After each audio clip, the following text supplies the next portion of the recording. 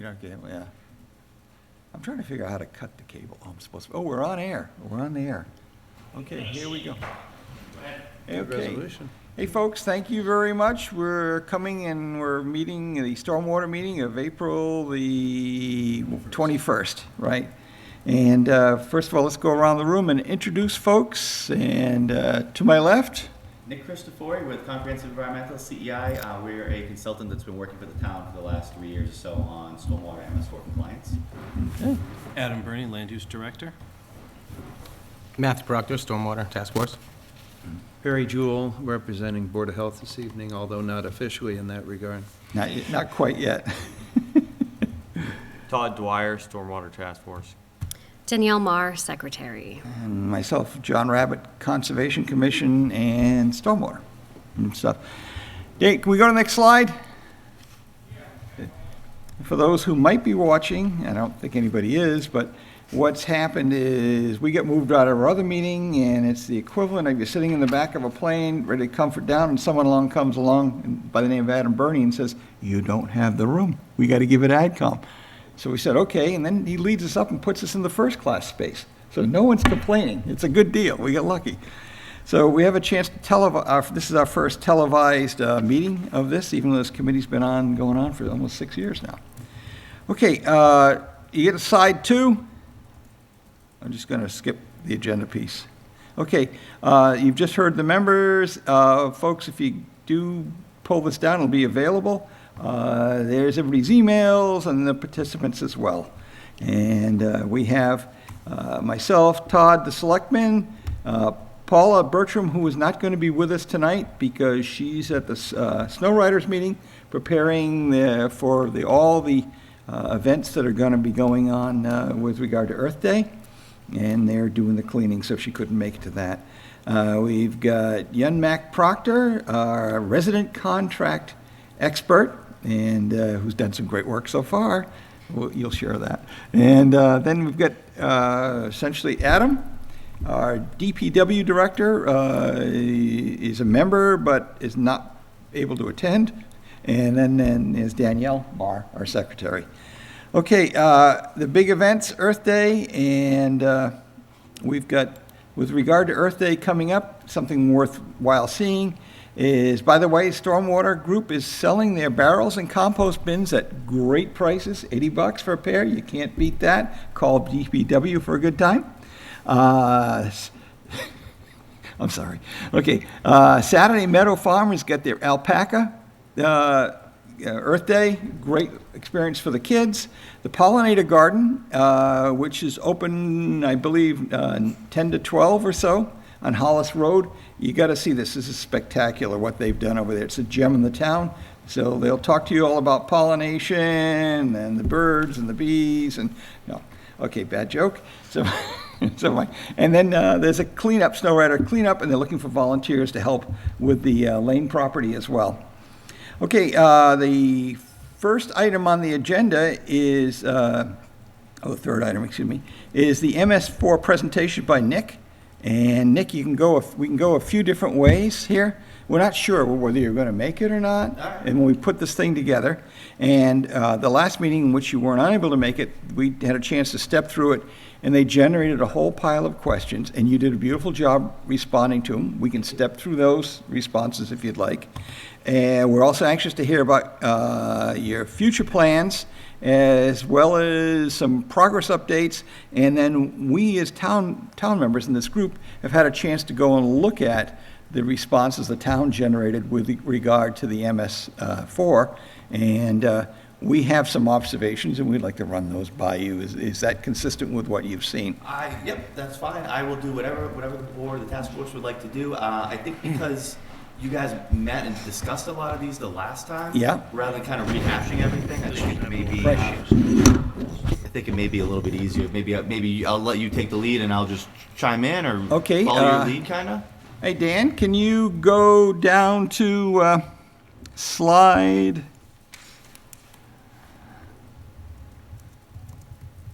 4?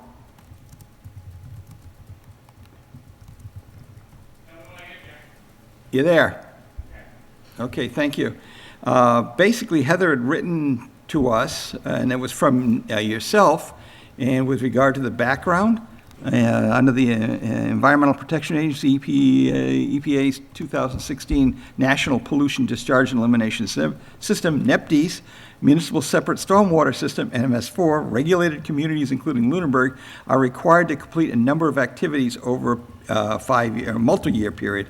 For the purpose of this memorandum, it is to provide a brief status update, and so that's what we would responded to. Next slide, Dave. Okay, there you go. They had come back, and stormwater, if you want to read that, can you read that? I can The try. whole thing? You're in the blue. Okay, you just want me to read the blue then? I'll read the black, you read the blue. How's that? Stormwater Task Force had series of questions related to the IDDE training program in the town's contract with CEI. Specifically, we're inquiring about the content of the training records and any records available, noting those who have attended. Records of the event, why the training is not required annually, and if there are newer employees at the DPW who have not been trained, would that be required?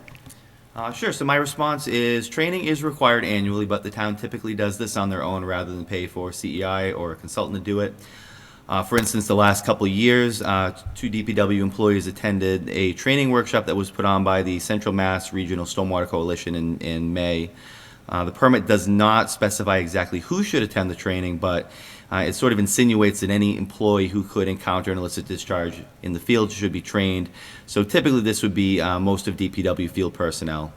CEI did training once for the town back in 2020, but as I recall, we did it without obtaining notice to proceed, and the town didn't end up paying for it. So typically the town has been pursuing the free options that are out there, such as the Central Mass Regional Stormwater Coalition. Right, and that's the lead of the following year. We'll come back to that because we have some data that we would want to ask you about. Okay, Dave, next slide.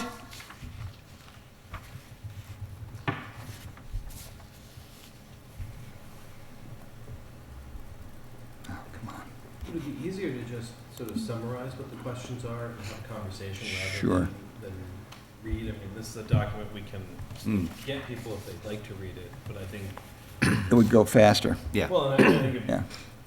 So actually, I think that you did a good job responding to all the questions, and if that's the case, let's let the town folks read them, and let's get a little bit further into the observations that we were able to glean out, if that'd be okay. Yeah, I agree. I agree. Okay. Where to go? Regulatory task.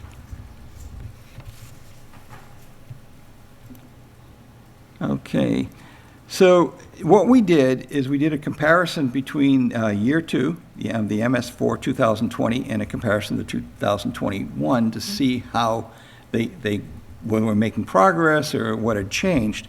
And Dave, if you go to slide number 20.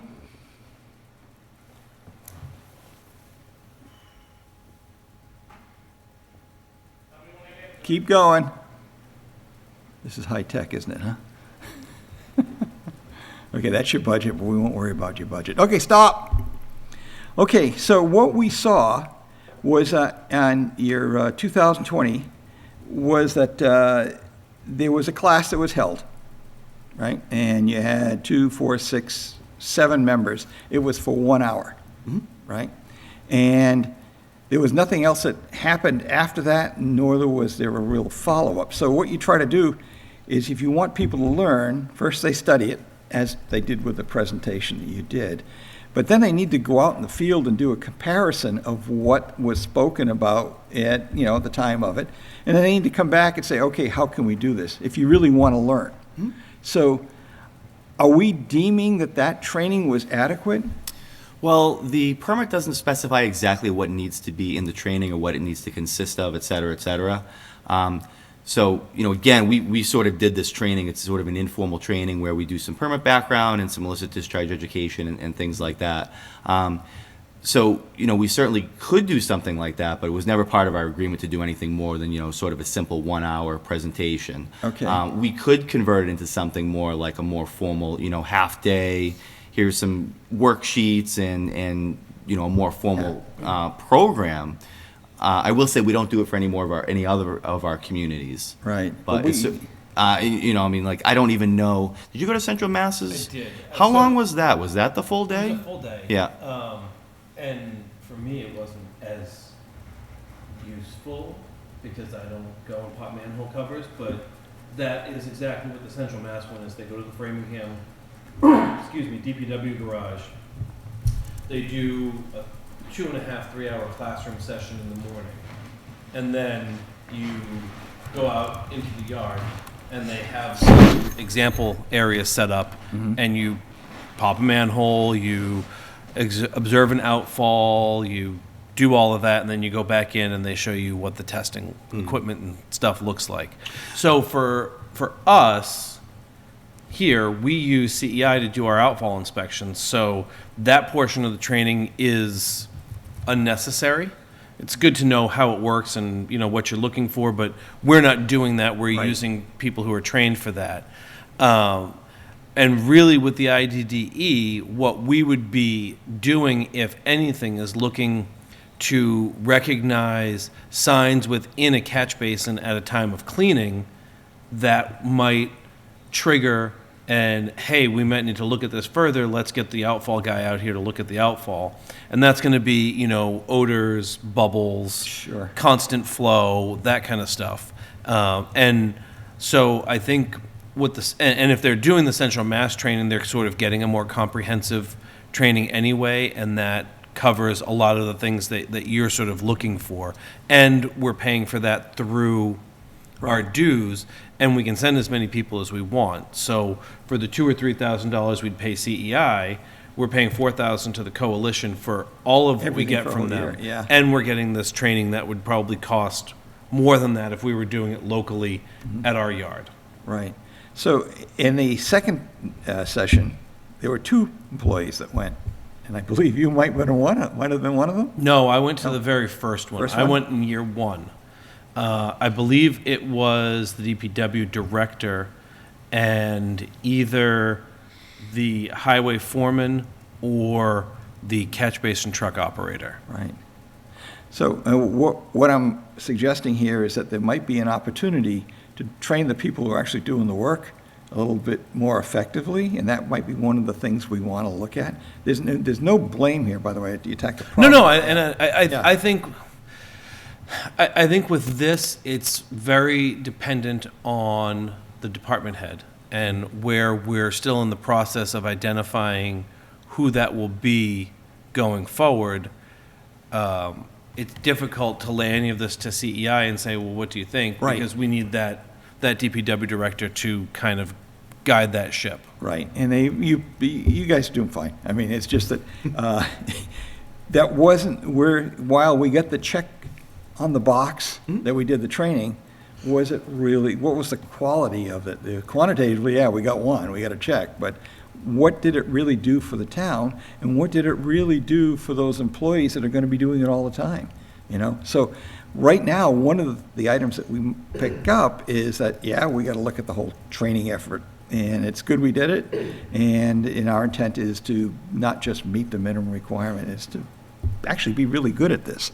So that was one of the first observations. But I also think that we're limited to a single person or 2 people doing the catch basin work. If that's the plan. Well, I mean, I think Yeah. that's where we're at right now, which is why the training was done the way that it was. Okay. And So- again, I think that all is going to go to what the next DPW director looks like and what they develop for cleaning and crew assignments as they go forward. Right. One of the questions was asked, what was trained and how were they trained and what did the training package look like? And I don't know if you saw it or anything like that, and what the second one looked like or anything like that. The Central Mass Regional Stormwater Coalition one? That's Okay, right. That's the only one session? we've done, that's right. Now, are these going to be the operators?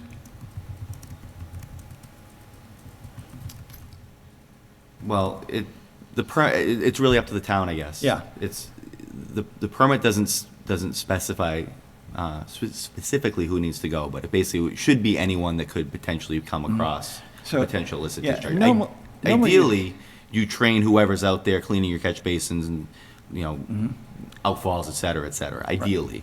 You know, or you train a trainer and then that person goes back and does. Right, and they sign off on the training, usually there's a list of people who've been Attendance sheet. properly trained in case one person's sick, who else can fill in for it, the normal things. And there's usually some sort of associated process or procedure with it, too. And I don't know if there is or not. We're still looking. And I'm wondering if the training course could provide that, something like that, too. So training is something we we definitely want to look at a little further. Okay. The agency. Okay, this is another one. Your BMPs. And according to this, what Jack had written to you, it says that inspections of town DPW previously identified 24 BMPs that required inspection to meet permit requirements. However, after CEI completed 2 rounds, that's a lot, of inspections and was unable to directly locate a number of the underground infiltration systems. Further discussions with the town indicated that 8 underground infiltration systems were unlikely to exist, even though we thought we had them. And so are we still looking for them, or? Well, I think we did it twice, and I mean, Adam, I think you and I spoke at one point, and I think we pulled up the plans or something, and and I don't know where this list came from. You know, I don't know if it was just a back of the envelope type list, but you know, we go out there, and it's fairly unusual to have a lot of underground systems. They're expensive, they're hard to maintain, et cetera, et cetera. More so down the Cape where the soils are very sandy. You know, you guys tend to have fairly high groundwater here. So it did kind of throw up a flag the first round. You know, if you go out to like a cul-de-sac and there's nothing there, and it's, you know, you kind of start thinking, well, does this underground system, does it really actually exist? And I think we had talked with Jack a little bit, and he said, you know, I don't really know, because he wasn't really here for that long. Sorry, Rob. Rob, yeah. Rob. Yeah. Sorry, Rob. And I know we had an issue where a resident had a flooding issue or concern, and they came to me, and I directed them to Rob, and Rob was like, I didn't even know that was there. And it was an underground system of some sort off of, right down Leominster Road before you get to Fairview there. That, it's not Spring Street, is it? No, Spring Street is on Lake Shirley. Yeah. Whatever, where Emery used to live, that red house at the end of West Street, the small neighborhood across from that. Okay. And it was, he went out and looked at it, but, so I don't know if that's one that you've inspected or not. I don't remember. I'd have to look at the list. Yeah, I'd again, have to look but too. I think you're right. I think there were some that were expected to be there that weren't. And I don't know if that was a failure of subdivision inspections or something that had been put in and was later removed. Yeah, I don't know. I mean, we didn't go in and do, you know, a review of all the No. subdivisions and site plan applications that had come in over the last, you know, Sure. 25 years. You know, I think Jack and then Rob kind of made a best faith effort to go and, all right, these are the ones we know we got to check and we're supposed to maintain. And, you know, Adam, I'm sure you added to that list too, based on the ones that you know of. It's entirely possible there are Right. more out there. There's another piece of data, they'll bring that back to tie that down Okay. with you. But, yeah, so we had 17 known stormwaters to be inspected. Are our employees going to be trained to do that, or is that something we're going to continue to use you folks? I don't know any answers. I just question of, is that part of your package? Right now, we have been doing these inspections annually. Yeah. It's certainly something we could revisit, you know, probably when the town gets a new DPW director, that we could work, you know, train the town employees how to do these inspections. look at it, yeah. On an annual basis and document it. I mean, I will say, I don't off the top of my head what our budget item is, but it's not a lot. I want to say it's like, you know, $2,500 or something like that a year. So it's, you know, it's relatively small, Right, compared to small your change. your MS4 allocation. But Okay. it's certainly something we could pursue. I think we should, yeah, we definitely should, especially the training piece. Okay, the BMP locations are identified by street name with locations. All we have is a database that doesn't associate street names No, we worked with Nick to get that back, and it is, Is it back in? yeah. Okay, then we're all set. Hey, Dan, next slide. So I think I fold. Okay, for the folks that, in terms of talking about the BMPs, the storm basins, detention ponds, retention ponds, swales, and they're, interestingly enough, they're sprinkled throughout the town. The town's mostly water, but every one of them represents a little dam in a sense. The whole, we get this flood that's gonna come through, the water sits there, right? And the question is, will you folks be involved in recommending other locations? Or Where? BMPs in Lunenburg with regard to adding a swale or a detention pond? Yes, yes. So there's a couple of different pieces, I guess, for that. Okay. One of the pieces is that by the end of this coming June, communities are required to look at these town-owned facilities and look for opportunities to retrofit them with stormwater BMPs, such as infiltration basins, detention basins, rain gardens, Right. Water quality swales, et cetera, et cetera. And really the guiding factor behind that is that we're trying to improve water quality by treating some impervious area. Right. So I have, these are draft, but if you want to see, kind of some of the things that we're thinking about, I will hand these around. I just got these like yesterday. Oh, okay. But kind of, this type of thing that we'll be looking at about creating some potential stormwater BMPs. Throughout the town.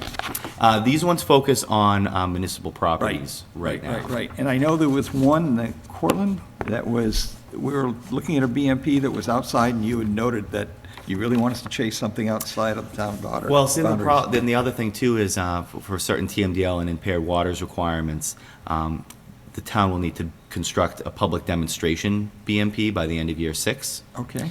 So if that area, say Cortland, is located outside the watershed or outside your urbanized area, because communities are only responsible for managing stormwater within their regulated urbanized area. Mm-hmm. So if you build something, outside the watershed or outside your urbanized area, There's no money. you may not be 100% meeting the Okay. permit requirements. It gets a little bit, it gets a little bit squirrely, I guess, for lack of Okay, a so better we term, have if to you do that. stay within the town-owned properties. We can't go. It makes it easiest if you stay within town-owned properties because you don't have that private ownership issue. Okay. It's like, say if you're gonna build something at a strip mall or something like that, you're gonna need to get an easement or a property owner to buy in to constructing that BMP, and then who maintains the BMP after? Is the private property owner responsible for maintaining it, or is the town gonna maintain it? If the town maintains it, you gotta get a permanent easement for it. You're probably gonna have to do some kind of a 30-year agreement. There's gonna be a registry issue, Yeah. there's more to it if you get outside town property. Not to say it can't be done. Now, Adam, when we open up a development, we have put a couple of basins in our ponds, retention ponds. The town, when they accept the road, They accept the stormwater infrastructure as part of the infrastructure road. is part of that. So then we're responsible for cleaning it. So, Correct, but that doesn't impact this process if it's outside of our urbanized area. So Yeah. if the town accepts roads off of Howard Street and they have stormwater infrastructure, that's outside of our urbanized area. And that would be technically removed from the MS4 requirements because the MS4 only covers urbanized area, as Nick was explaining. Yeah. So, and that's a defined area by the federal government. okay, so the list that we saw had Butterfly Lane on it, which was a private road, right? And the town accepted that road. Accepted that road, so that becomes our responsibility, and therefore it becomes part of a town It's part of the town's drainage system. system, right? So, but Cortlandt Circle is not, that's a private development Okay. that is, it's owned and managed by an association. So everything within the bounds of that property are the responsibility of that association and not the town's responsibility to maintain at this time. Okay, yeah, there's questions about the pipes and being clogged and material building up, but, okay, so we've got that group of them, and as a task force, we've been talking about, let's look at the whole town and see what we can do to make sure people's basements aren't flooding and their yards and the farm fields aren't flooding. So is there money available to put these best practices in other areas? Yes and Sure. no. Yeah, okay. I mean, Is it grant money? How the much? town isn't responsible for managing stormwater on private property. Right. In many of the areas outside the urbanized area, there is some manner of stormwater system. You know, a lot of it is catch basin to outfall without any real treatment. I mean, I know across from my house on Goodrich Street, the catch basin is just a concrete box. There's no sump, there's nothing, and it just catches the water from one side of the road and pushes it onto my property, and it just runs through the easement back into the woods. In other places, it's what they call country drainage, where it just sheets off the side of the road into either a constructed or natural swale. And the whatever grass or plants are there do the TSS removal and whatever other materials are there. The town could spend its own tax dollars on infrastructure dollars, Chapter 90, the stormwater funds that go to the DPW every year to build additional infrastructure wherever they'd like. We could pursue things like 319 grants. We could ARPA pursue funding. ARPA funding. We could go for MassWorks grants, although MassWorks gets a little more specific about what it's benefiting. So there are funding streams that are not town money. It's just whether or not what the town is looking to achieve fits into what that funding stream. Does our town have a Wants. grant writer? Do we have a grant writer? No? So it would behoove us to. We have a bunch of grant writers. And most of them are named Heather. Yeah, okay. And bless her heart, she's doing great. She really is. So that would be one of the things if we wanted to generate energy, right? I mean, pull in money, we would want a grant writer of some sort that's focused on this. Do you want to mention the asset management grant? Oh, yeah, they actually are aware of that. Yeah, Oh, okay. we're doing the asset management Okay. grant. Yeah. You've been given a copy of it. Right. It was in the earlier part of the Okay. presentation. We love Heather. Thank you, Heather, for all the hard work you do in getting us money. Okay, so when you provided that, Dan, 23, slide 23? And Dan, if you could leave the slide up versus looking at us. Okay, thank you. Yeah, that way you guys can you see it, Matt, or if anything, you want to look behind you? So we looked at the, okay, is that, Go to the eye doctor. you went to slide number 24. There you go. Okay, so we counted it up, and there were 12 goods and 5 fairs on everything you did evaluating on, right? Okay. But then I get confused, and that's an easy thing to do.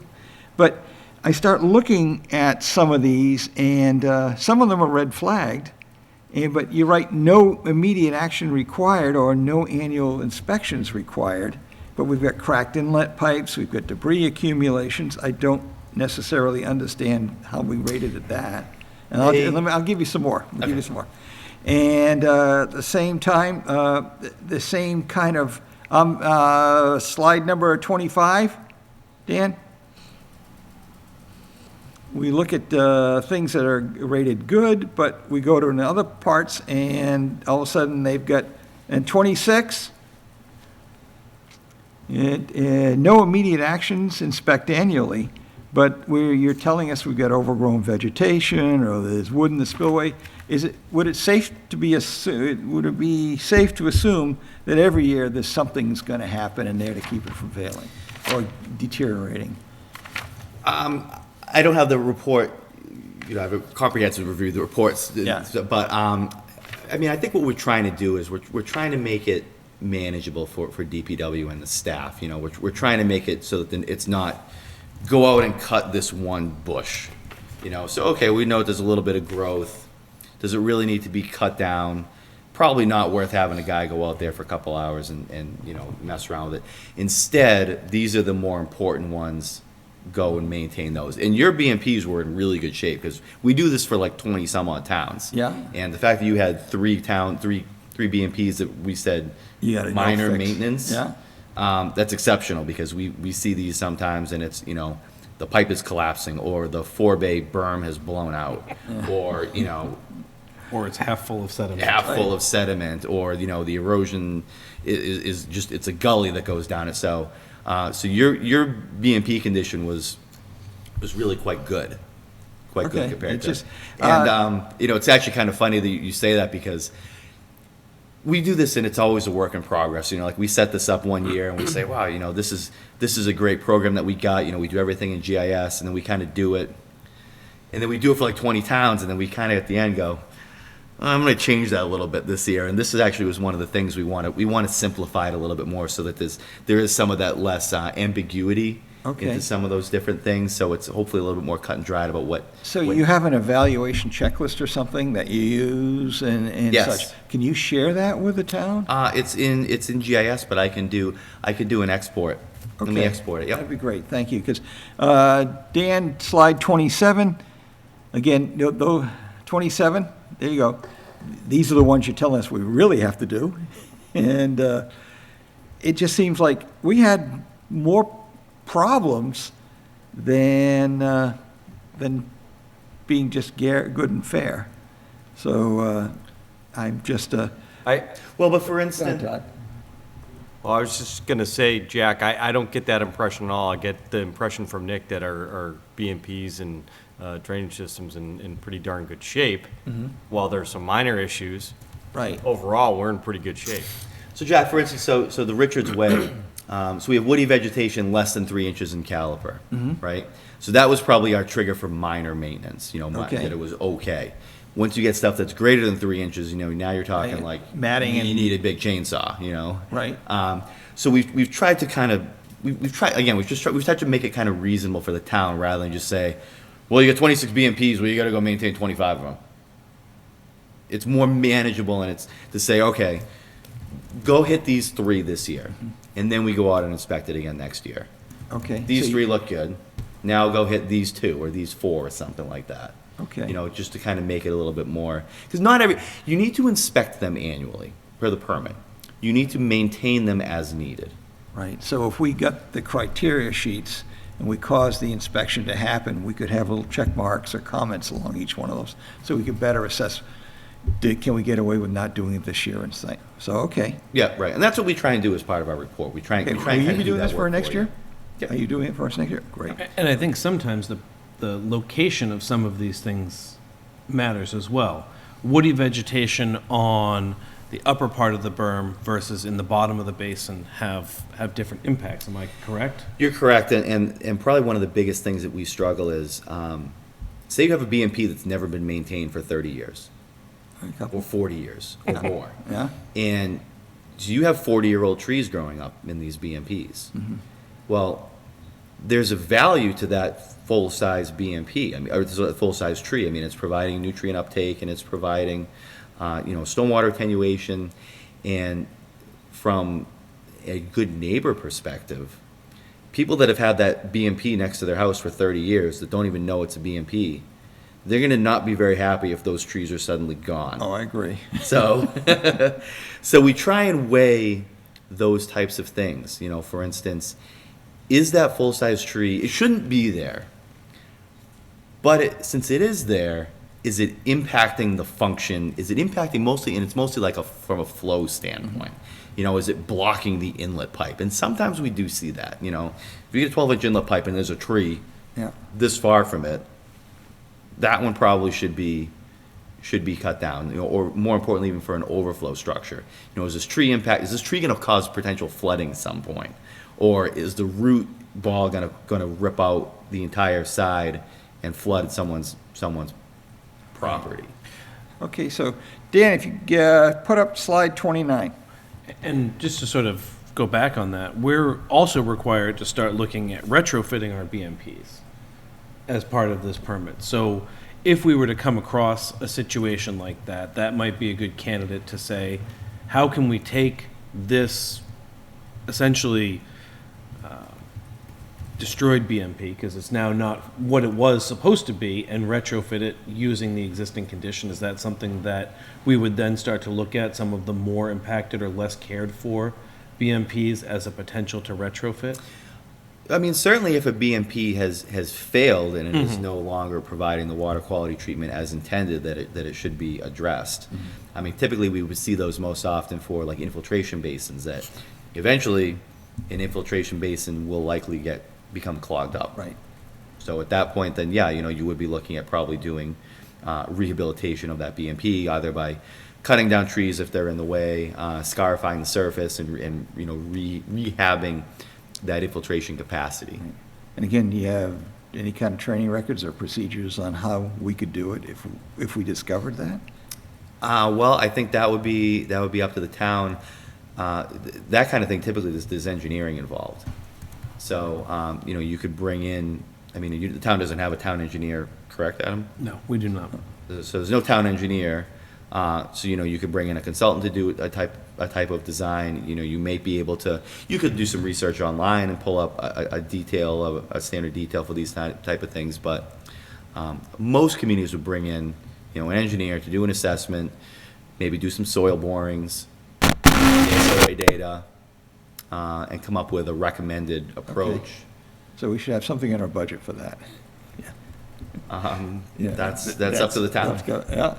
Okay, so one of the other questions I had was that, Todd, you and I have been down there, Butterfly Lane. Remember a long time ago, went down there with the two basins.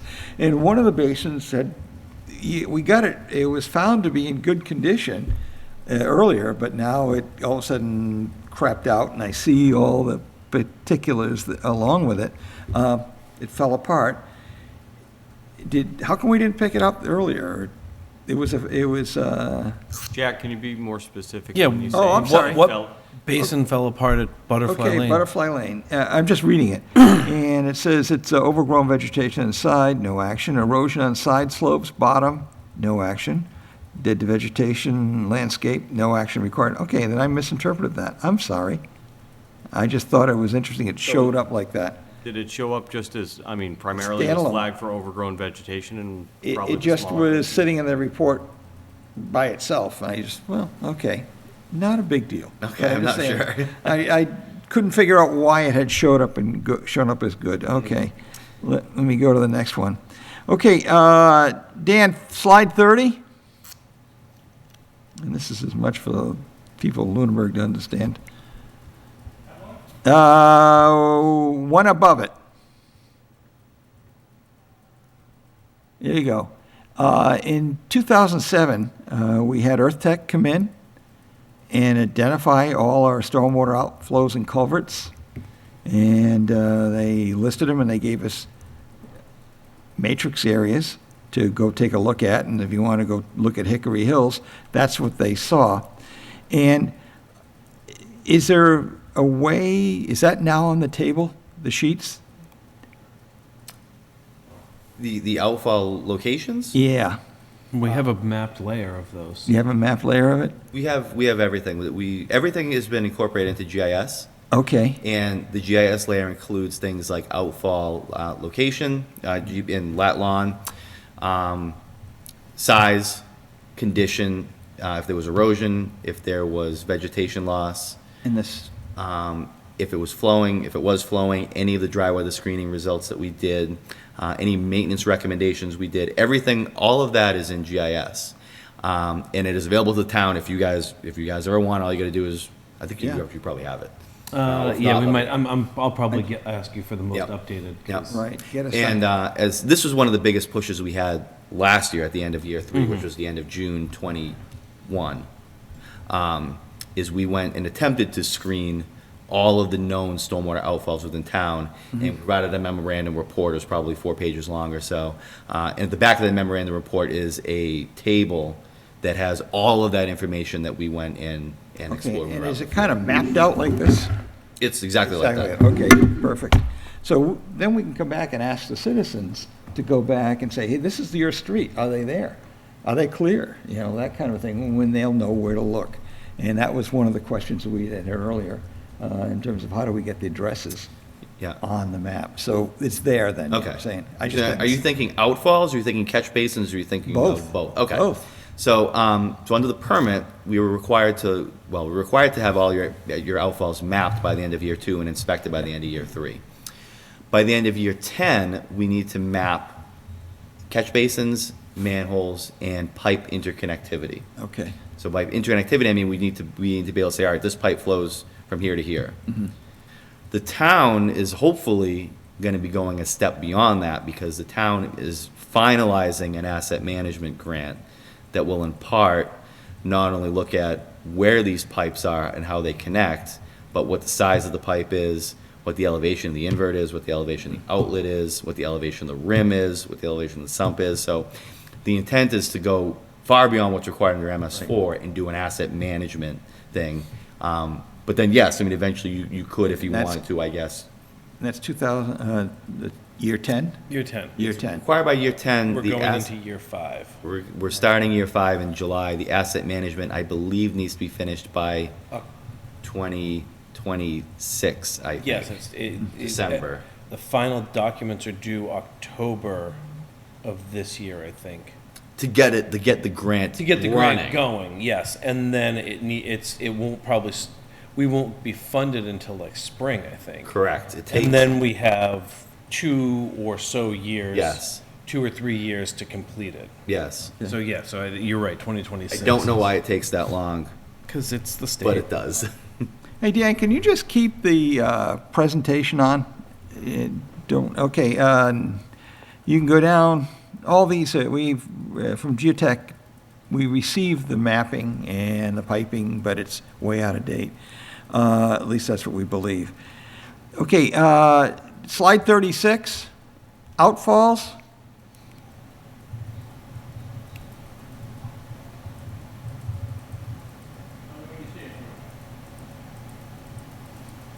That'd be slide 36. Okay, below report, number of outfall connections screened during this past period are 256. Below the report, 80% of the outfall connections are screened to date.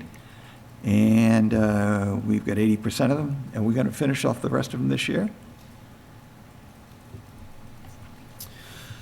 Well, the permit says you need to inspect all outfalls for dry weather flows by the end of year 3. So we tried to inspect them all, Right. but we couldn't find them all.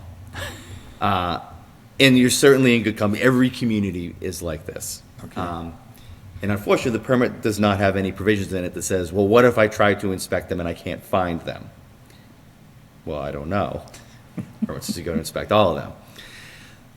One of the things that we've always found to be a little bit backwards about the permit is that you need to inspect all of your outfall. You need to map all of your outfalls by the end of year 2, but you don't need to map your pipes until the end of year 10.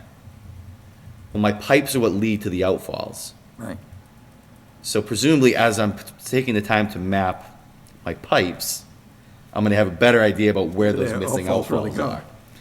So pretty much every community, I think, is going to be in the same boat in that this is going to be kind of a moving target over the next 6 years and then some. Because there are going to be outfalls that are out there that don't exist. Right. Because they either were mapped in improperly, or they were there, and then the drainage system was expanded. Collapsed So that or- pipe, that outfall went away, and now it's further down the road after they expanded the subdivision. No one ever updated the maps. So you think we'll be online by year 10?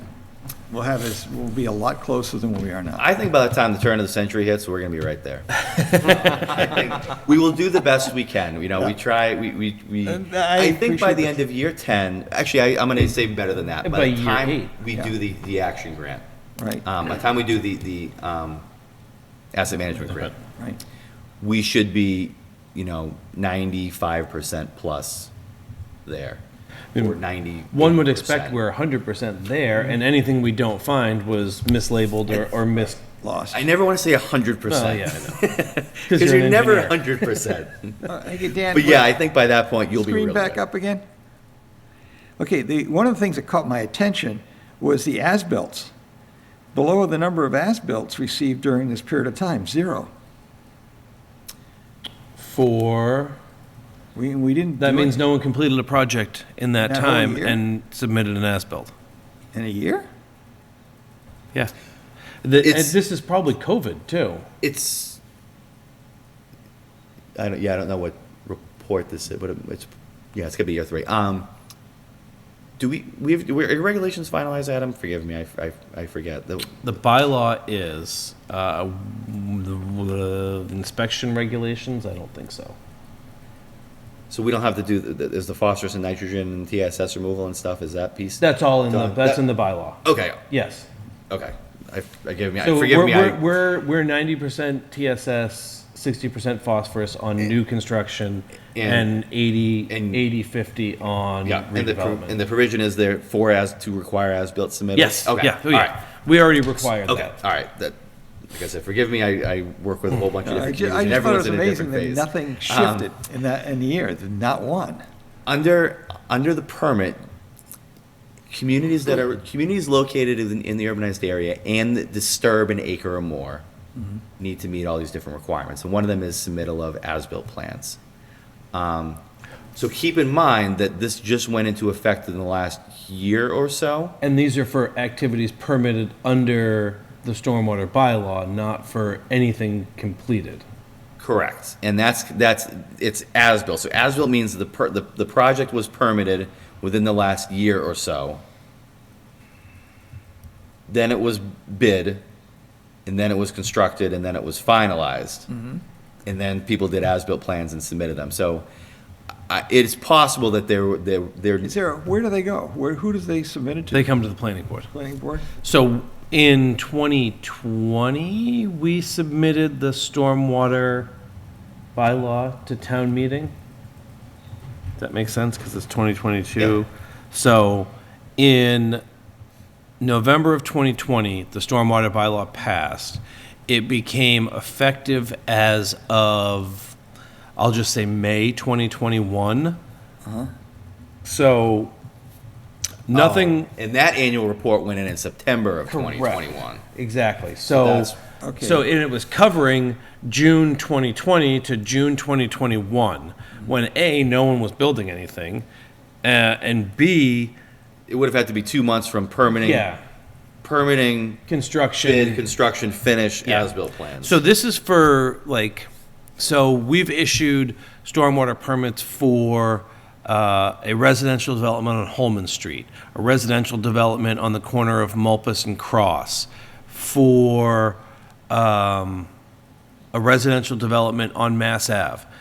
And 0 of them are under construction right now. Okay. So until those go under construction, We don't have an and as-built. finish the construction, we're not going to have as-built. So we've permitted a number of developments under the bylaw with the new regulations, and I really should send you the conditions the planning board has created as their standard conditions, because there's like 30 of them. Yeah, send it to me, I'd like to see it. And so, once those start being constructed, there'll be as-bills that go along with them, and those will be the as-bills that get reported back in the annual report. Okay, so they were the earlier ones that were in process of being, there was nothing that came online those 2 years, nothing? It's not that, They weren't required to do it. Oh, I mean, we require for site plan as-bills to be submitted, but those aren't stormwater permits, and they're not necessarily disturbing an acre of land. right. So the outfalls that are off those properties, we're not worried about. But they're not our outfalls. They're not our outfalls. So Because like Holman Street and Cross and Mulpus were A&R developments, so they're not building any streets. They're building individual houses on individual lots, and the planning board doesn't require it, but has worked with the engineers to create stormwater systems that service the individual lots. And that way they can require annual reporting that doesn't require the creation of homeowners associations. So each individual homeowner becomes responsible for the stormwater system on their lot. And those stormwater systems, in most instances, are like pea stone diaphragms adjacent to the driveway and a appropriately sized rain garden to take the additional runoff, along with infiltration trenches for the roof leaders. Right. So all of that now is infiltrating back into the ground in a way that's manageable for a homeowner to maintain, doesn't create a system that has significant collection, piping, ponding, and allows for homeowners to own land independently of other governing associations, homeowners or otherwise. Okay, so help me here. Public way, right? Yep. You've got the little, you put a stormwater garden in, or you put some piping to collect it, and it goes into the lake. Is that recorded? Is that considered? Goes into the lake? Oh, well, yeah, we did all the $5 million worth of road work on Hickory Hills, right? Didn't we put some new storm drains in there? But that doesn't have anything to do with what we're talking about right now. Okay, but an as-built, does that get incorporated into the as-built? And you know how the roads are? No, the Is that as-built would be for developments that are permitted under the stormwater bylaw. Just under the That are storm. issued stormwater permits. So we have no active way of updating what's being done in terms of roads and things like that? That would be up to the DPW to document Okay. as part of their project, but they're not, it's not that they're not building anything, but when you resurface a road, you're not considered to be building something that would require an as-built per se, because you're just resurfacing what exists there.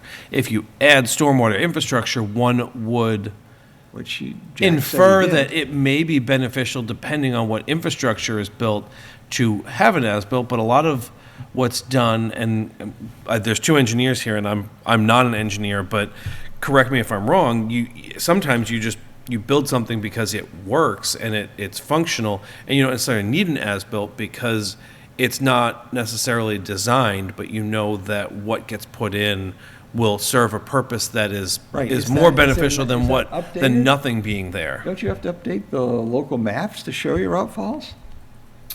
Well, per MS4, it's supposed to be a living thing, and that you're always Yeah. you're always Yes, if adding there's new things. outfalls added. Or catch basins or something like that. Yeah. So, I mean, if we ever need to, if DPW, Adam, communities do it every now and then. They'll say, hey, there's been 5 years since in the last 5 years, we've added developments here, and here. Can you go out and spend 2 hours and map the stuff? But the Say, work okay. that you're talking about was done before CEI started mapping Oh, catch basins and outfalls. Yeah. Okay, I'm looking at the reports. Dave, slide number 37.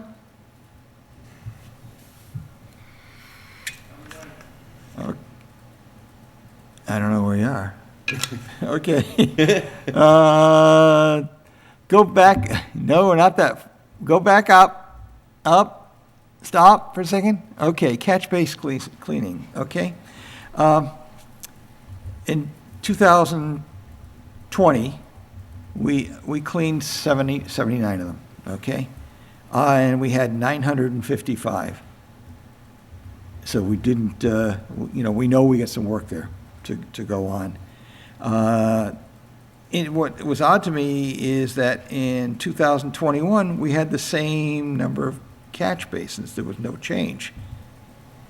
Well, that's the total number of catch basins. Right. So your total number of catch basins, for the most We part, didn't won't add change. any over the year period or 2-year period? We didn't add any?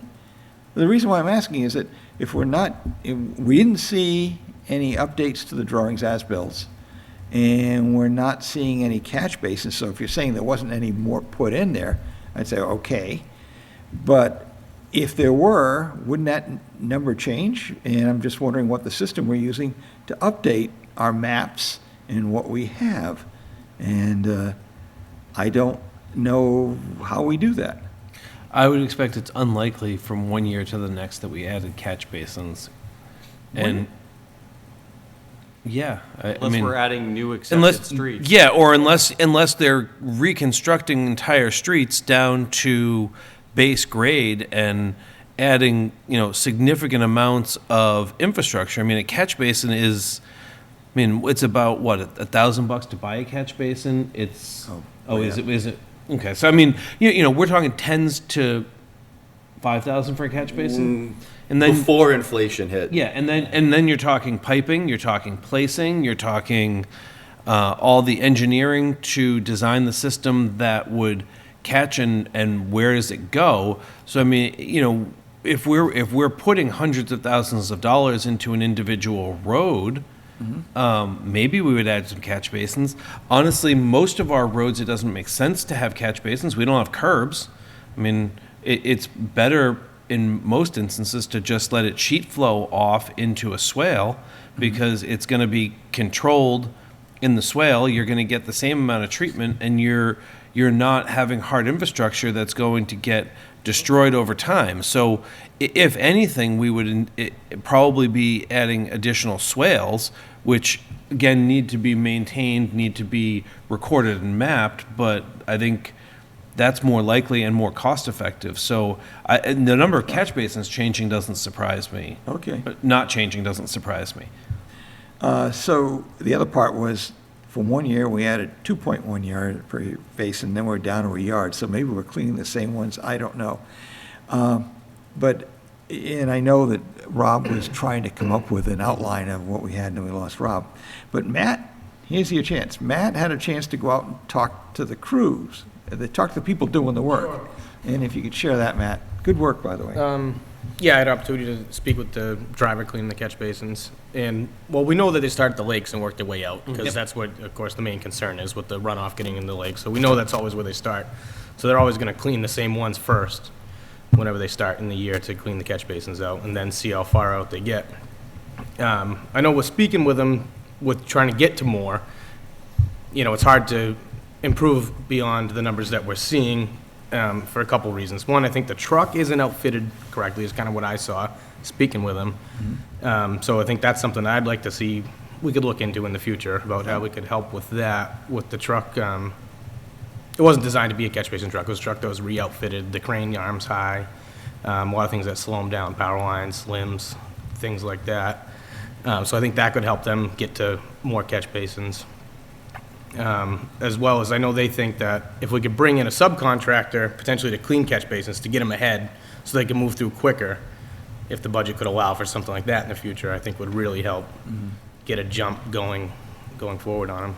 So we need to be thinking about new equipment and outsourcing. Is Yeah, that what you're new saying? equipment Do other outsourcing to get ahead. Towns outsource all their stuff? The majority of them do. Do they? Unless cities typically have vac trucks and those kinds of things, the vast majority of towns that I work with pay an outside vendor to go do it. And roughly, well, maybe, no, I'm not surprised. Roughly what percentage out there? Do they eventually get every one of them every 3 years or every other year? Or there's some they keep going back to? How's that look? That's a good question. So under the permit, communities are required to develop a plan with a goal that catch basins are never more than half full. And that's basically all that it says underneath the permit. So it doesn't say what your plan has to have in it. It doesn't say your schedule for developing the plans. It doesn't say how long you need to be implementing your plan. It just says you need to have a plan. So a lot of communities have done this kind of very high level and just say, well, you know, we're going to, because there's so many other requirements that have hard and fast deadlines on the MS4 permit. A lot of communities have just kind of said, well, you know, we're just going to kind of figure it out as we go, and we're going to work towards getting data on catch basin accumulation rates. So the best way to go about doing it is, there's one of two ways, but basically what it comes down to is you measure your depth of sediment before they clean, and then you measure again after they clean. So so I got 3 feet top of my sediment, and I got 5 feet after they clean. So I know I had 2 feet of sediment accumulation. Now, hopefully, you've cleaned your catch basins the year before, in which case you know how much sediment accumulated over the last 2 years. Oh, okay. In Lunenburg's case, because you haven't been doing it, you would need to then basically go do the same thing again a year later. So now you would have a before and an after, and you'd have a sump depth, and hopefully be in there, sticking your head in there and getting invert depths as well. So then you would know for your 951 or 952 catch basins, 55. 955 catch basins, There you go. Yeah. how much sediment roughly accumulates within each basin over the course of a year.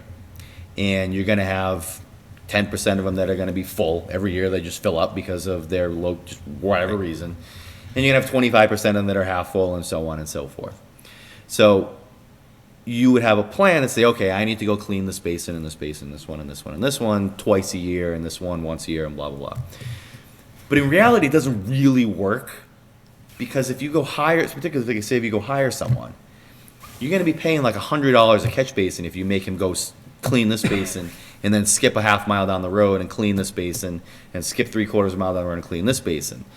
So you kind of, ideally what you really want to do is you want to come up with routes, and you say, all right, we're going to clean this road and this road and this road and this road once a year. To clean twice a year is really difficult.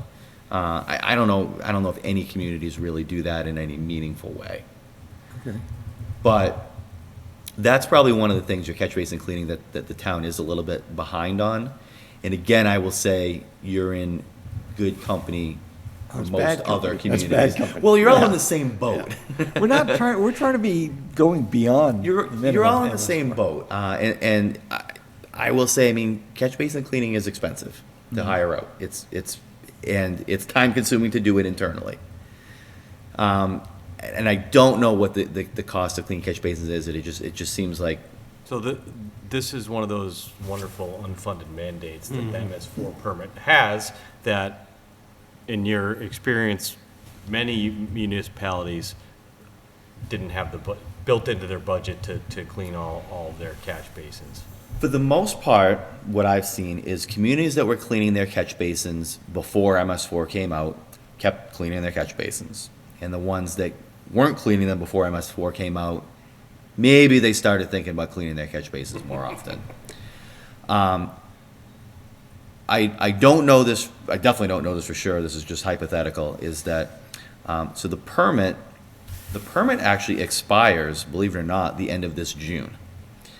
It will be administratively continued, but at some point, there will be a new permit that will come out that will basically be piggybacking onto this permit, because there are requirements under this 5-year permit, which extend beyond 5 years, which I'm not really sure how that can be done, but it can be, I guess. This catch basin cleaning thing is one thing I wouldn't be surprised to see EPA and DEP, when they co-sign onto it, that gets a little bit more attention, because EPA kind of said, you need to develop a plan. But they didn't give any guidance really beyond that, so I wouldn't be surprised to see them start saying, you need to submit your plan, in year 1 of the new permit, and then by year 2, we want to see X, Y, Z. We want to see a schedule, we want to see, progress you've made, and et cetera, et cetera. So, I'm starting to encourage my communities over the next few years to start doing a little bit more on this, because believe it or not, starting in year 5, which starts in July 1st, there becomes a little bit more flexibility. There's less hard deadlines that says this needs to get done by the end of year 3, year 4, year 5. Years 1 through 4 had a lot of real hard deadlines that this needed to get done. And now it gets a little bit, there's bigger spaces. But they're bigger projects, they're bigger transitions. Sometimes. Yeah. Sometimes, yes. I mean, do you expect that this will be a 15-year permit like the last one? Because, the 2003 permit was a 5-year permit that it took them 14 years to reissue. Yep. So, I know EPA, Newton Tedder, who runs EPA's MS4 program for Region 1, he has dropped it a couple times that they are working on a new permit. And, like Adam said, they were working on a new permit, which came out in draft form and then became like 2 new draft permits, because they were going to parse the state out into different. yeah, the Charles River areas. dropped in 2009. Yeah. And that never got finalized, Yep. and then it became the general for the state. Yep. I have absolutely no idea when the new permit comes out. So are we technically late right now with not having a plan? No, We're not. No, we have a plan. It's just general in nature, it because just needs to be dialed in. Have we seen it yet? Yeah, Yeah, in terms of this sewer is gonna be cleared out by this date? but we that's not how the plan works. Oh, Yeah. okay. How does the plan work? It's more of a general, we're going to move this way to create a baseline, to then work to evaluate how we determine what catch basins need to be cleaned more regularly. And what Rob was attempting to work on was working through that baseline to expand beyond 74 catch basins, and then to use that information to further expand and detail the plan. And that's essentially what you need to do. It's an exercise in starting at 50,000 feet and dialing into 10. I get it. You understand. Yeah. You're trying to understand your current state, and you're trying to pull data that would allow you to project what your actual activities are going to require. And has Rob pushed anything out at all, or when he was? Well, no, because he needed a season where he had the truck and the crew Okay. to be able to move through it. So we have the truck and the crew and the season coming up, and now we need a DPW director. And so Nick can make all the recommendations he wants, he could write all the plans he wants, but if it's not something that's going to work for the person who's on the ground overseeing and directing that process, then it's kind of useless. So it's a sort of a partnership. I'd like to revisit it too as well once we get into the asset management grant, because as part of the asset management grant, we will be going to every single catch basin in town, and we will be getting information such as your depth to what's your invert elevation, what's your, and we can also be very easy to get one more reading, which is depth to the top of the sediment. So if we can get it going that we're doing this work, and then whoever the new DPW director is, or maybe even better, a vendor comes in behind us and starts cleans. cleaning Yeah. basins. I was going to ask if the asset management grant might be a vehicle to Once get we- someone with a Vector truck just popping down the street, sucking sediment out. I don't know how much if we'll have additional money, but we can talk about it. But once we get that funding up and running, I'd like to sit down with you and the new DPW director and come up with an approach. How can we best leverage Yeah. our funding under this grant, and do as many things as possible at once. To build this plan, though, okay, you don't really know what the inflow rate is, right? So, and I was thinking, well, maybe they did the same, the cubic yardage went down from 2.1 to 1. I said, well, maybe they're coming back and trying to calculate how much is really flowing into that. But by doing your first measurement, that thing may have never been cleaned out. That's why we need to do two. Yeah, you need to You have need to do two. You need to do two.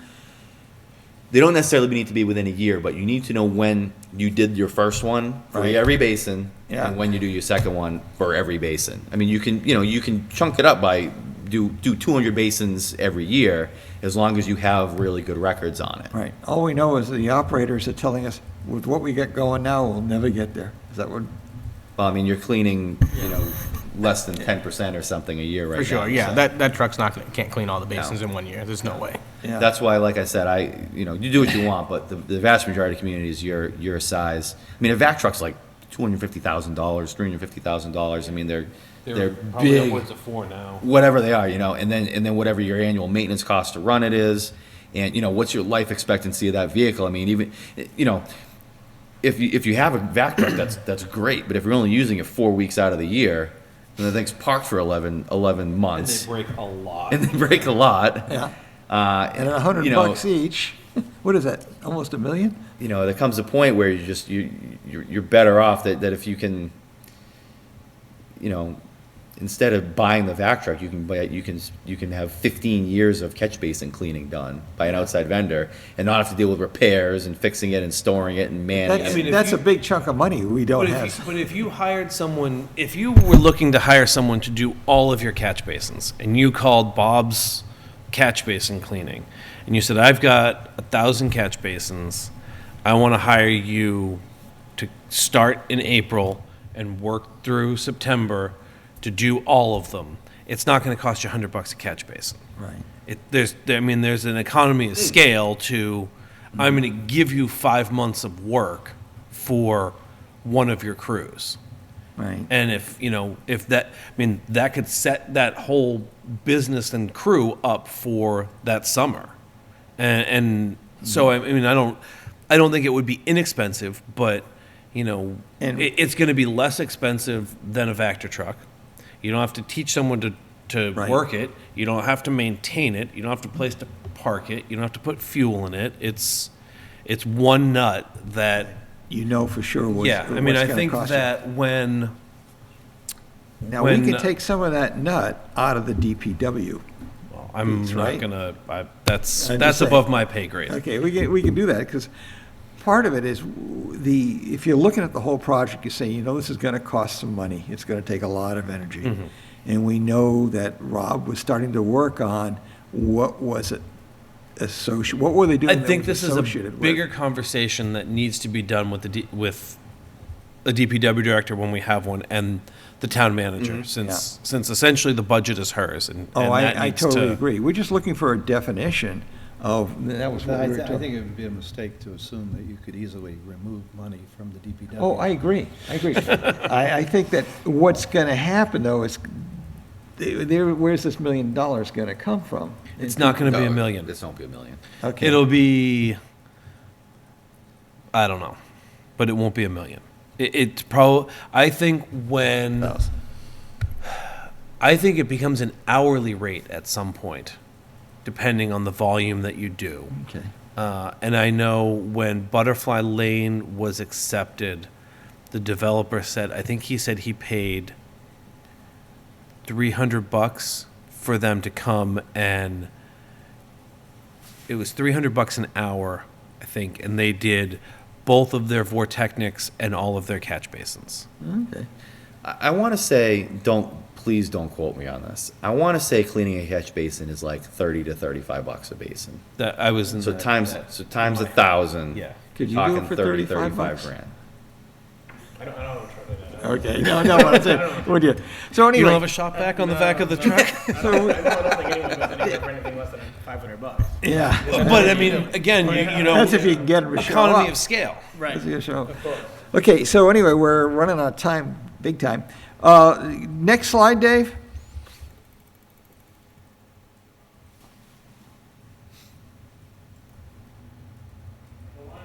How about the one that says street sweeping?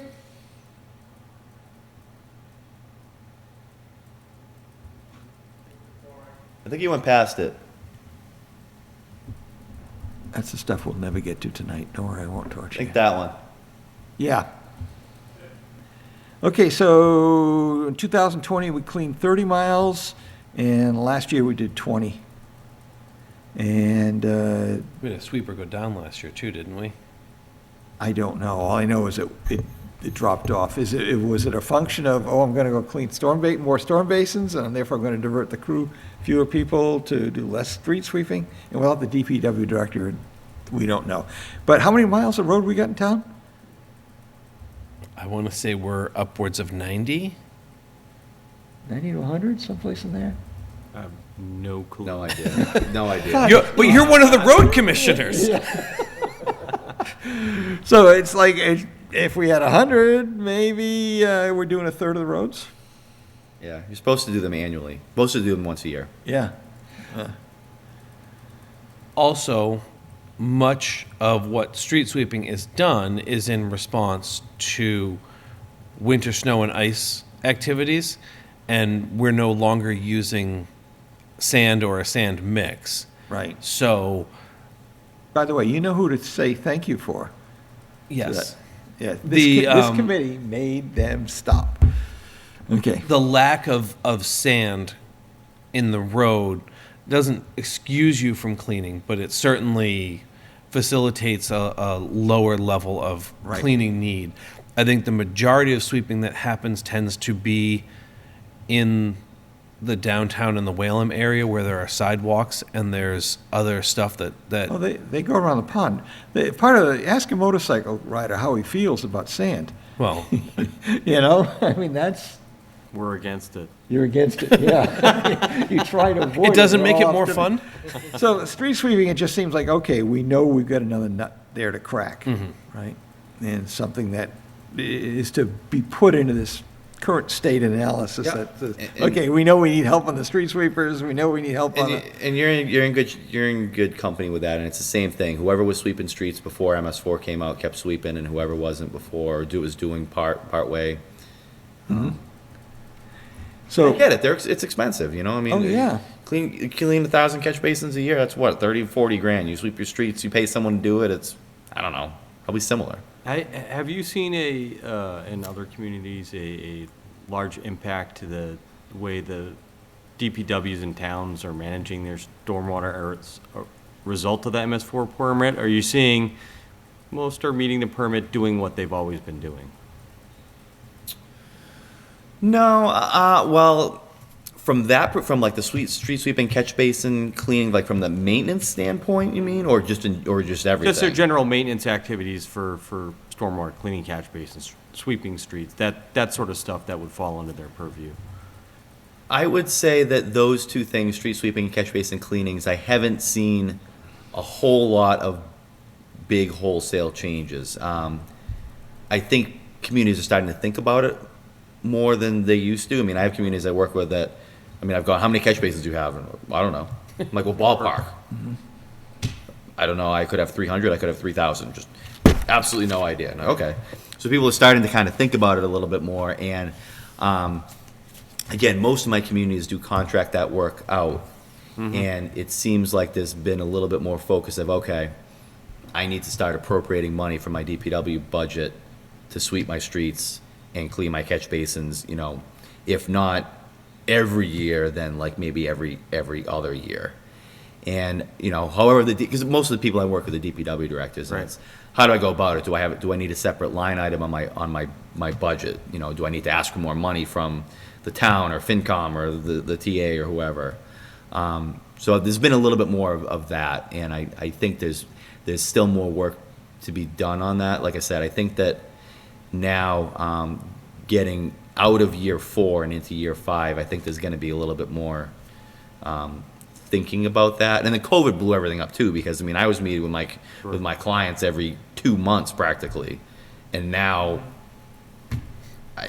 nice to see everyone. Yeah, in person. Oh, it's good to see you, Nick. It really is. Hey, question. You mentioned that Lunenburg makes a written stormwater plan, annual reports, and other regulatory mechanisms for stormwater implementation available and review via the town's website, along with the name, email addresses, and phone numbers of the contact persons. So I wrote to our guys, and I got one response. Did anybody else get that email? Yeah, I didn't respond. You didn't respond. Oh, okay. Sorry. So I'm just trying to think, is it real? Yeah, Is it goes linked? it goes to everybody on the committee. Yeah, just to the committee, though. So if someone has a comment on the stormwater piece, they write to this committee. Is that what happens? It goes to the members of the committee, the town manager, myself, and the DPW director. Okay. And we know When we have one. we have. Okay, I just didn't know if it was operational. It is. Aside from that piece. Okay. I'm gonna start submitting comments to you guys. This looks great. Wow.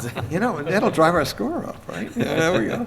So anyway, that's all I had to say with regard to keeping you up late, Nick. But thank you so much for coming, and we really do appreciate the reporting that you've No, been doing. that's great. Does anyone else on the task force, you guys have any questions, comments, complaints?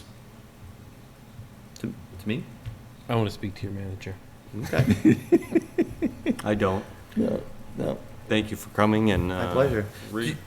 I'll reiterate what Jack says. You know, we appreciate all the work you've done in working on our compliance with the permit. No, my pleasure. Yeah. It's been great to work with. Do we want to talk about the stormwater utility at all, or do you guys want to talk about it? Or Can we avoid that for a little bit? Sure. Because we've got, go ahead, Adam. No, It was just me saying that. You go ahead, please. I'm not on the committee.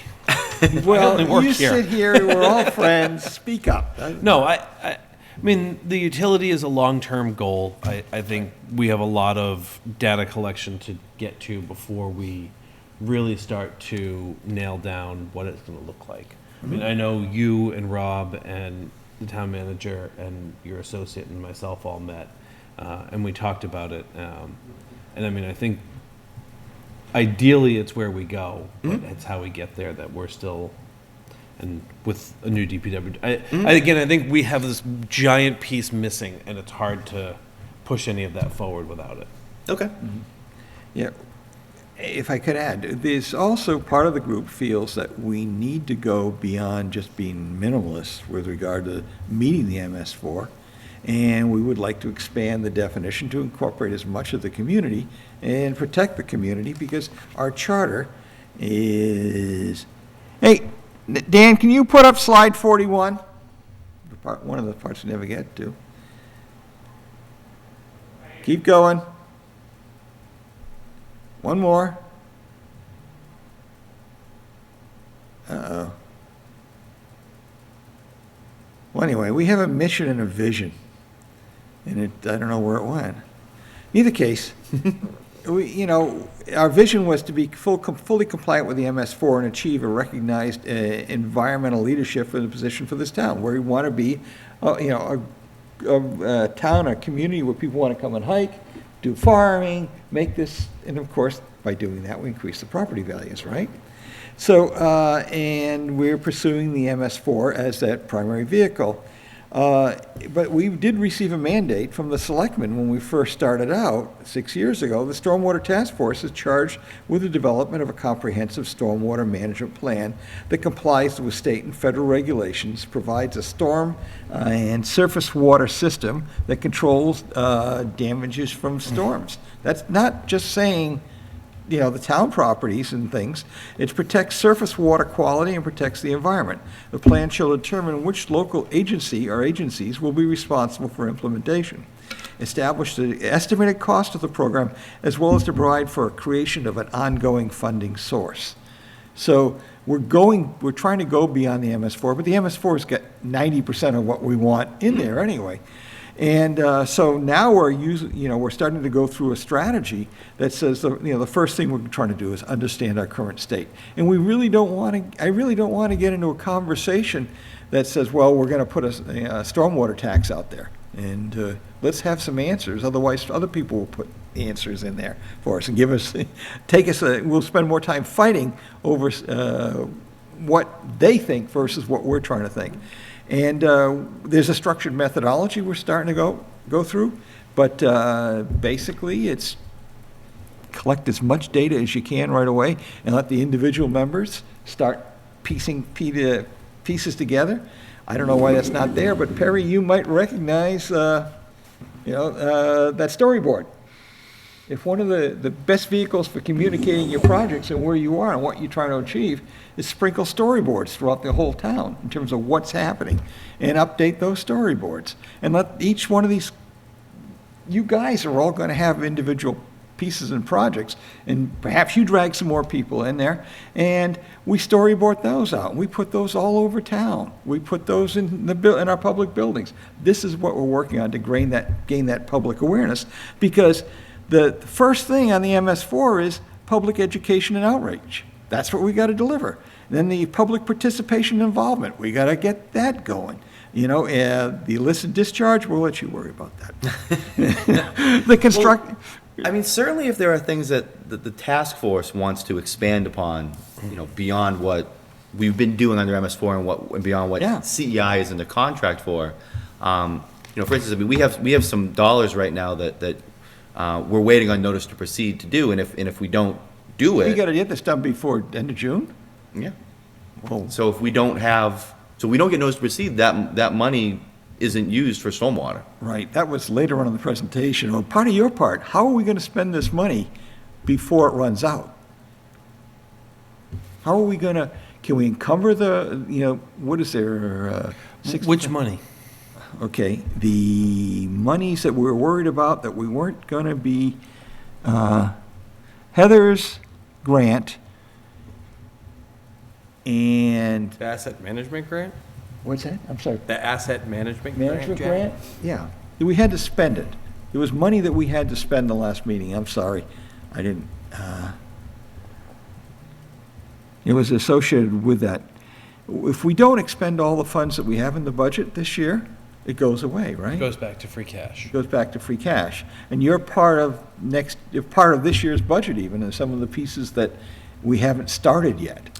Well, there were a couple things like the preliminary stormwater utility task. There you go. We had dollars allocated towards that, but it's upon notice to proceed. Right. Which we don't have yet. So you need that from us. Up to you. Up to you. You need that from the to you. town manager, Yeah. Okay, so Heather with can, advice from the committee. yeah, what's saying yes? Well, if there's not a meaningful task to complete with that money at this time, or if there, that's something that we just need some input from, or to have a discussion with the town manager. Yeah, I mean, maybe, we can meet a different time if you want. I think there Right. are a couple, I think we had $20,000 allocated, up to $20,000. There's a piece of that which I don't think we need because you don't have a DPW director right now. Right. However, there's another piece that gets into looking at, it's really like a GIS study where we look at what's your land use in town and what's your equivalent residential unit, and we start at least, it lays the groundwork because it at least would give you an idea about how much you think an average resident would have to pay. It gives you conversation. And to- it, and look it's, at- yeah. and that's, it's like the first, it's not even 20% of the stormwater utility, but it gives you, because a huge part of it building block. is education. But it would at least give you a starting point. So if you wanted to, I would look at that. But let me know earlier rather than later, because I don't want to have to do it in a week and a half. And that task for, I guess, year 4, is it part of year 4, or is that part of year 5? Anyways. Part of year 4. Yeah. It's part of year 4, so. I can leave And this that, That's the other half. and that ends, what, June 30th? Is that correct? June 30th or of this year? It has to be, June 30th is when all the year 4 tasks end. Yeah. You report on them at the end of September. all right. So there's, So ideally, for this task, you'd like, in the next 3 or 4 weeks, someone to, give you a call and give you a notice to proceed. Right. ideally a little sooner than that if possible. There's 9 weeks left until the end of June. And because Lunenburg, you guys are one of the few communities I have that June 30th, Yeah. it's money's gone, money's got to be spent. And because you guys are time and materials, I have to show all the time I'm Right. spending on it. Most of my communities don't do that. There's no right or wrong answer. I mean, most of my communities, it doesn't end in June, and if it does end in June, then it's like, well, you just, as long as the invoice is dated the end of June, you get a little Or more. the purchase order is generated, isn't it? Does anything have to be produced aside from us generating a PO? Well, let me talk to Heather about proceeding with the parcel analysis and the structure analysis, because honestly, we have a structure layer on our GIS that is probably 20 years old at this point, and it's inaccurate. Like, it was drawn by an algorithm that doesn't function properly anymore, and some structures have moved and changed, and so I think this has benefits to us in a variety of different ways, but will apply very specifically to this as a base, because this is really the best way to start to decide how you structure a fee, and then whatever data is brought back by a DPW director on costs and all of that, the two kind of work together. So this will give us a lot of information on what we're potentially looking at. So I think it's a good start. Yeah. So the action item is, Adam, you're going to go talk to? Yeah, I'll speak to Okay. Heather on Thank you. And maybe not Monday because she's been out this week, but Oh, has she really? Maybe Tuesday. I wonder why she wasn't returning all my frantic phone calls. Yeah. Okay. Nick, is there anything else you want to share with us? I have nothing else. Is there nothing else for me? Then I will leave you to the rest of your agenda. thank you very much. To be short. We're going to go fast now. Okay. Sorry to slow down the works. No, that's okay, Nick. Thank you so much, and thank My- you for your flexibility. No, my pleasure. In terms of, My pleasure. If anyone ever needs anything, feel free to reach out. Yeah. we know Thank you. where to Have a find nice night. Thank you so much. You as well. Drive Done this careful. work without you. Okay. Hey, Dan, slide number 40.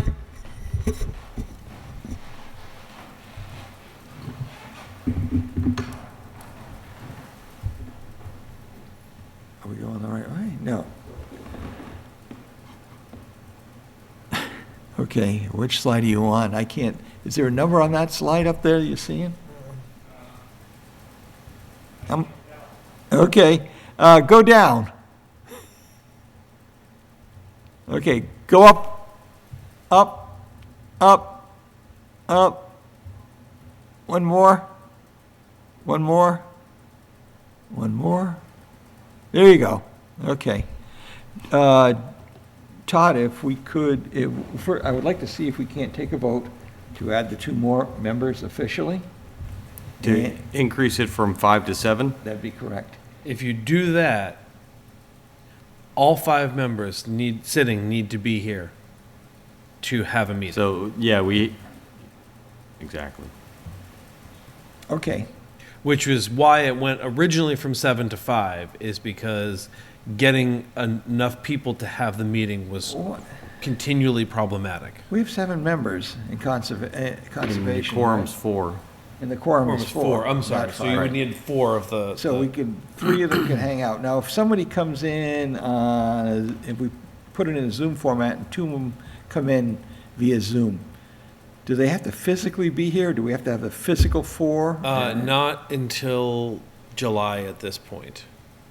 Okay, But again, you're now asking for Zoom capabilities, which is challenging if we're not meeting in this room with the TV. You know, if we meet at the Ritter Building on Zoom, someone's trying to participate in a meeting from a computer screen that's set up that Yeah. some of us may see, some of us may not. right. And I can come up with, I'll bring the screens and everything else next time. It's just we're shuffling around so fast. But the reason why I go there is that if you can't probably read this very well, but I'm assuming I'm staying. He's not allowed to leave. We've got Paula Bertram, who's vacating in another month or so. And I don't know of anybody that's more knowledgeable than she with regard to what's happening on lakes and treatments and what's happening in town. She's a shaker and a mover and an influencer. So if we add 2 positions, one of them a resident representative from each one of the lakes, then we're able to get the lakes involved and have Paula participate, as well as Perry here, who's got the other lake. Do you have commitments from people to do this, though? Yeah, I was going to say, I can help you maybe try to get someone from Lake Shirley. I know, and you know, I know you reached out for Les Smith at one time, who actually wrote a lot of the state regs, and we did a bunch of demonstration projects around the lake, but I can look into that for you. And, you know, I'm not sure, just given my age and everything else, how much longer I'm going to be involved with the Board of Health. I mean, I'm happy just to kind of attend in a liaison, unofficial role here. And I don't know that there's necessarily anyone else on the Board of Health right now or that you need someone from there, quite frankly. But Yeah. I'd be happy to continue to attend in kind of a liaison role till we can maybe try to get somebody from the lake to officially If we take can get that a on. resident, and we know, we tried another individual, but unfortunately is not physically able to. And so Yeah, if no, we can get I mean, Joanna's still representatives. serving as president, you know? Yeah, And she has a new job, by the way, as you probably know, in Fitchburg now. yeah. But there's people who should be, And if we can get them, Able to we're do interested in people who know their lakes, know their geographic areas, and as well as have a network of people that they can share information with, because this is going to be a long-term sell. And all the information we dug up, 2 years ago on how you converted towns and things like that, you targeted large bases of people who had a common interest. And I'm not saying that's not going to work. I'm saying Paula has made it very clear that she's looking to divest herself of her volunteerism Right. And for personal reasons, which more power to her. I would find it problematic if we expand the committee to include 2 people, one of which you expect to be her, and be rejected for that opportunity. Yeah. And then be digging for someone else. So I would suggest if that's something that you want to do, that you find bodies for those spots. I and, have. And then, I have. Okay. Actually, in fact, Paula said that she would. okay. And that's why I kind of slid her in there. And Perry from Lake Shirley, Paul is still actively involved in the lake, even though she's slowing down. You know, she's stepping down from being the chairman of the Hickory Hills Lake Association. But, yeah, Paul is willing to participate because it's a really, you know, it's been a really important thing to her. And, you know, everything from rain gardens and erosion controls, and she's willing to do that, but she's pushing, you're right, she's pushing away from everything else. And Perry has not only the Board of Health piece of it, but you're well in tune with the residents of your lake community. I've been was on the board for years. I Yeah. kind of turned that over to my wife a couple of years ago, but it's all been on Zoom, and I still hear the meetings every month. Yeah. And, and I'm still involved in the annual You're meetings. highly and respected stuff. in that lake. All the You're also people. highly respected in the community, you and I in the community that we share. And I was in, hey, Dan, go to slide 42. But there's an awful lot of this that isn't within Yeah. my own personal Okay. wheelhouse. Look, you know.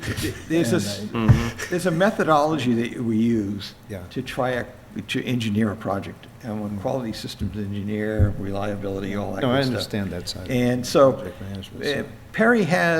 Perry was, you were for the Massachusetts Council for Quality, Yeah. and you had a prestigious with Feigenbaum organization, the Yeah. father of total quality control. That's Perry's background. And And we're looking at a storyboard Had method. 18 years with GE before that. Yeah. Yeah, I mean, including corporate I headquarters. believe you're an engineer. I am. Yeah, so if you count the number of engineers, Yeah. as close as you're gonna get one, we got Well, I five still of them. work part-time as an engineer. Yeah, even well, though- we got five of them, and this is an Too old. engineering kind of project. And we need a structured methodology and trying to tag team, and that was one of the things that, for the next meeting, I was gonna try and introduce the methodology we might use for attacking this project. You know, we have to have a kind of a template of where we're gonna go, and I But think. I would be happy to attend your meetings here for the, up to the next year or so, say. Sure. So- And until we can find somebody else, Right. maybe on the lake, who would be willing to assume this as that would make more sense from. Right. So if you join, So So if yeah, I- I don't need to be an official member of the Well- committee. is all So I'm if I saying. interject, Jack, Yeah. it sounds like Paula said she's still willing to attend meetings, so there's no reason for her to vacate until she officially says, I'm done. Yeah. And Perry says he's willing to join, or willing to attend in a unofficial capacity, as a then liaison I kind don't of think from the there's lake any or need to expand membership at this point. I would be concerned about expanding membership and then. I don't know that we'd have support for it on the contracting. select board either, Yeah. since we just expanded it from 3 to 5 a month ago. Yeah. okay, And I would be reluctant to say that it's something I'm looking at, wanting to do long-term, sure. But What is certainly that? for How the, many years you I'd be got? happy to serve as a liaison or something for the next year, or until we can get somebody in that's willing Okay. to pick it up and do it, So- And I can serve as a liaison toward the Board of Health or the lake, to the extent we need that. Yeah. We do have, by the way, an annual meeting of the Lake Association, too, that'll be coming up here, I believe, in May. Mm-hmm. So I don't know if that's, something. I was very impressed that you have Nick working with you. I don't know how you'd take this sort of thing on. Very impressed by his knowledge, too, Oh, yeah. of what other towns are doing and how this work should be done. Yeah. I mean, that's really key here. And the two closest people to knowing what Nick is really talking about is Todd and this guy. He does it for, you know. And the You learn DPW as you director, go. the DPW Good. director, you would hope. And Yeah. and Yeah, Adam, too, DPW I mean, director. obviously Yeah. has a great deal of depth from the So planning side. can we agree that liaisons and town employees are allowed to vote on this? Vote on this? I would don't go- need to vote. No. I don't No, need to no, I vote. think that we're gonna get it, where we will get the situations where we have a vote. It's kinda like Well, yeah, but then the members will vote, That's what that's the all. members of the committee are for. Right. just a 5. Yeah. Okay. I won't quit if you don't do what I ask. So anyway, yeah, and then, and Paul is not here for the website. If you have any more ideas in terms of what you think the website should have, I put together a pile of them, and, yes, but we'll talk about the next peace because it's 9:30 and I don't want to pull a Conservation Commission meeting on you. So the next meeting, hey, Dan, go to your last slide, 48.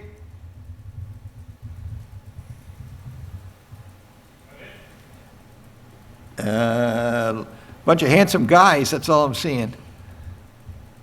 Oh, sorry. 48, yeah. There we go. Okay, next meeting is the 19th of May. Okay. Is that okay? That's the Thursday third. before elections. There you go. And then, is there any public comment? You have to write that in, apparently. Okay, member comment? I have none. None. None? Okay, did this meeting meet your expectation? No, I It's think not it's on the agenda. That's the question, that's one of the things that we've always learned, right, Perry? We always ask people at the end of the meeting, did this meeting meet your expectation based on the agenda? And we'll try and ask that. So the other question we have is, anybody ready to adjourn? And we'll accept a motion to adjourn. I move to adjourn. Yeah, I second that motion. Second that motion, okay. And, oh, wait a second, we forgot to introduce, I You apologize. have a motion and a second Second. on the table. I know, just a comment, I'm making a comment. By the way, we have another wonderful, Danielle. Mara? Yeah. Okay, I apologize for not getting that far down the chart. Okay, and Danielle's our new board clerk secretary? Yes. And are you an employee of the town? Yes. Yes. All right, as we all are, I guess. So anyway, thank you, Danielle, thank you for joining us. Okay, it's been, the motion to adjourn has been seconded. All those in favor? Aye. Aye? Aye. You want to stay, right? right. Okay, great. Motion, meeting adjourned.